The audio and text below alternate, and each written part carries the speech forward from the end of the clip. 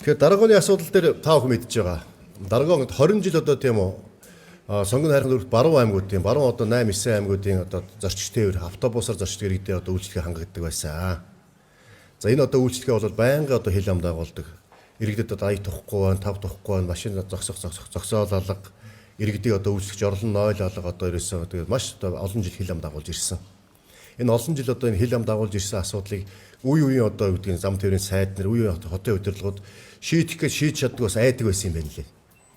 Айдаг. Ягаад гэвэл одоо хил ам болно. Одоо өнөөдрийн болж байгаатай адилхан хил ам болно гэдээ айгаад асуудал шийддэггүй галаас зугтдаг байсан тийм.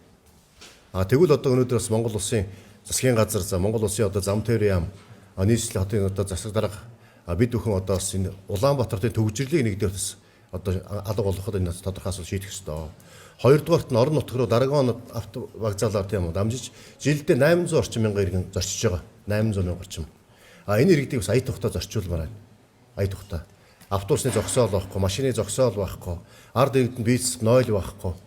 Байнга одоо чихэлдсэн, шахацлсан, төвжирсэн, бөглөрсөн ийм одоо тухгүй орчинд одоо бас үйл ажиллагаа явуулахыг болио. Энийг одоо бас тийм аль болох одоо иргэдийн эрх шиг бодох ёстой. Нэг хэсэг одоо хүмүүсийн эрх ашиг биш, нэг гэр бүлийн эрх ашиг биш. Нэг хүний одоо эрх ашиг биш ээ. Нийтийн эрх ашиг гэдэг юм нэгдүгээрт нь тавих ёстой.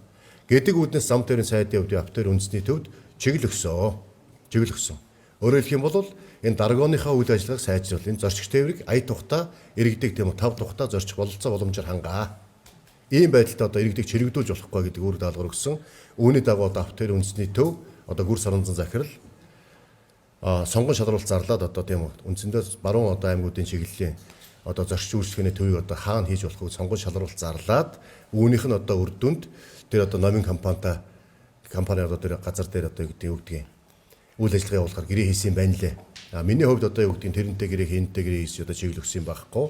Өнөөдөр одоо гүр соронзон захирал автор үндэсний төв өөрсдөө сонгон шалруулалт нээлттэй зарлж байгаа. Тэндээс хамгийн одоо зорчигчд ая тухтай хамгийн одоо сайн нөхцөлтэй хамгийн сайн үйлчлэгээ үзүүлэх газар нь энэ байна гэж одоо өгсөн байна лээ.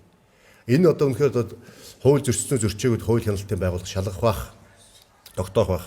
Миний хувьд одоо ингэ иргэдийн одоо бас хэлж байгаа ярьж байгаа сэтгэл одоо үзэж харж байгаа байдлаас үйлчлүүлж байгаа байдлаас ингээд сонсож харж байхад бол одоо урд өмнөх одоо даргооноос хамаагүй илүү үйлчлэгээ сайтай болсон юм байна лээ.